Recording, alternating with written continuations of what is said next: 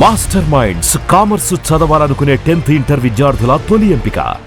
ఇక బెల్ట్ షాపులు మద్యం సిండికేట్లు ఏర్పడేదే దోపిడీకి. మరి వాటికి బాహాటంగా డోర్లు తెరిచిన తర్వాత ఏం జరుగుద్ది? అదే జరుగుతుంది ఇక్కడ. మందుబాబులను అడ్డంగా దోచుకుంటుంది లిక్కర్ సిండికేట్. ఉమ్మడి పశ్చిమ గోదావరి జిల్లాలో లిక్కర్ సిండికేట్ చెలరేగిపోతుంది. తాము ఇచ్చిందే బాటిల్, తాము చెప్పిందే రేట్ అంటున్నారు మద్యం వ్యాపారులు.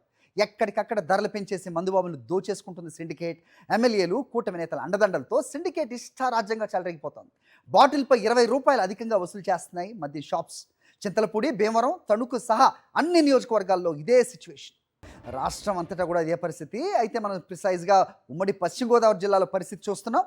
20 రూపాయలు ఒక్కో బాటిల్పై 20 రూపాయలు ఏకంగా ధరను పెంచి అమ్ముతున్న సిండికేట్ వ్యవహార శైలి, దోపిడీ రాజ్యాన్ని చూస్తున్నాం.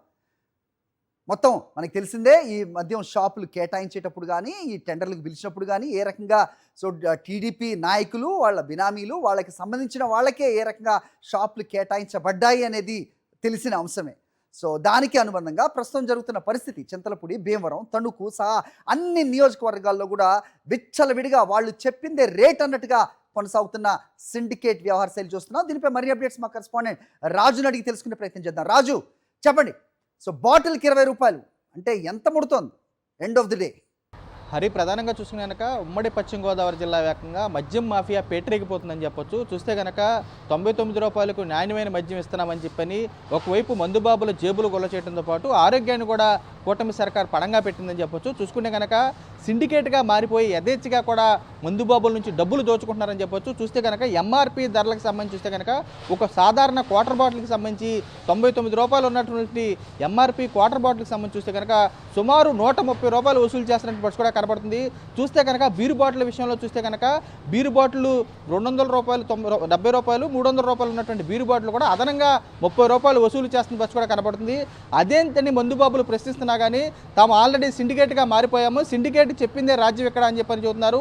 కూటమి నేతల కనుసన్నల్లో ఎవరైతే ఇక్కడ ఉన్నటువంటి ఎమ్మెల్యే గారిని అనుచరులు ఉంటారో పూర్తి స్థాయిలో సిండికేట్గా మారిపోయి విచ్చలవిడిగా కూడా మద్యం సంబంధించినటువంటి విక్రయాల్లో దోచుకుంటున్న పరిస్థితి కూడా కనపడుతుంది. చూస్తే కనుక మద్య విషయంలో చూస్తే ప్రధానంగా చూస్తే కనుక ఎమ్మెల్యేలకు సంబంధించినటువంటి వాటాలు ఇస్తున్నాము, 10 రూపాయలు ఎమ్మెల్యే వాటా అని చెప్పని మందుబాపులకే ధైర్యంగా చెప్పేటువంటి పరిస్థితి కనపడుతుంది. చూస్తే కనుక ఎవరైతే నిర్వాహకులు ఉంటారో, వ్యాపారులుగా మారినటువంటి సిండికేట్ ఎవరైతే ఉన్నారో వారు చెప్పిందే వేదంగా నడుస్తుంది.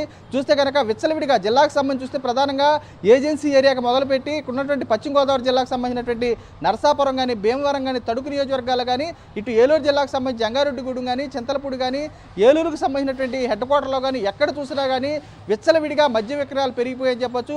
వీటి మీద 24/7 ఇప్పటికే బెల్ట్ షాపులు అందుబాటులో ఉంచినటువంటి కూటమి నేతలు యథేచ్ఛగా ఇక్కడ ఉన్నటువంటి సిండికేట్ మాటను కూడా కోట్ల రూపాయలు కొల్లగొట్టేస్తున్నారు. ఇక్కడ ఉన్నటువంటి సిండికేట్ విషయంలో చూసినాక ఒక్కో షాపుకు సంబంధించి గతంలోనే సిండికేట్ అయినటువంటి ఎమ్మెల్యేకి సంబంధించిన అనుచరులు ఎవరైతే ఉన్నారో నియోజకవర్గాలకు సంబంధించి కీలకంగా ఉన్నటువంటి ఒక్కో షాపుకి ఇంత అని చెప్పి రేట్లు నిర్ణయించారు.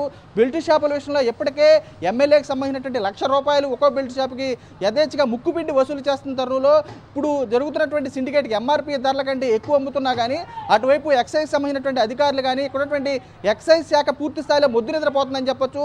ఎమ్మెల్యేలకు సంబంధించినటువంటి అనుచరులకు కొమ్ము కాస్తూ విచ్చలవిడిగా వారు చెప్పిందే రాజ్యంగా పేటరేగిపోతున్నా కానీ వారికి సంబంధించినటువంటి జీ హుజూర్ అంటూ కూడా వారి వెనకాలే అడుగులకు మడుగులు వద్దుతున్నారు. చూస్తే కనుక క్షేత్రస్థాయిలో పరిస్థితులు చూస్తే కనుక విచ్చలవిడిగా మద్యంకి సంబంధించినటువంటి మాఫియా పేటరేగిపోతున్నా కానీ వాటివైపు కట్టడి చేసేటువంటి అధికారంగా యంత్రాంగం కానీ ఒక్కళ్ళు కూడా చర్యలు తీసుకోవడంలో అసలు తీసుకున్నటువంటి పాపానే పోలేదని చెప్పొచ్చు. ఒకవైపు మద్యంకి సంబంధించినటువంటి విచ్చలవిడిగా తాగి ప్రజలకు సంబంధించినటువంటి ఆరోగ్యాలు గొల్లవడంతో పాటు మరోవైపు చూస్తే కనుక క్షేత్రస్థాయిలో ఉన్నటువంటి జేబులు గొల్ల చేసే విధంగా కూడా రేట్లు దండుకుంటున్నా కానీ పట్టించుకున్నటువంటి అధికారి కనపడలేదు. Hari. Okay Raju, thanks for the inputs. ఎంత? 320 300 ఇది 300 కదా.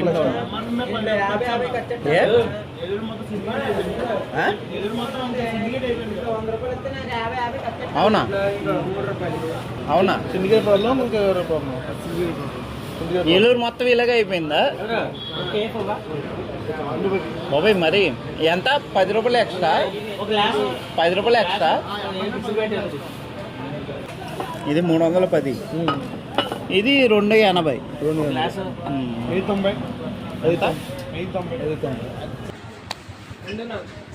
సరే షూర్. ఎంత రేటు? 2.40 అన్న 2.20 ఉండగా 2.40 ఎలాగా 10 పెరిగింది 20 ఎలా పెరిగింది సరే ఇంకో 10 కూడా పెంచారు ఓకే కదా ఎంత ఇది 2.40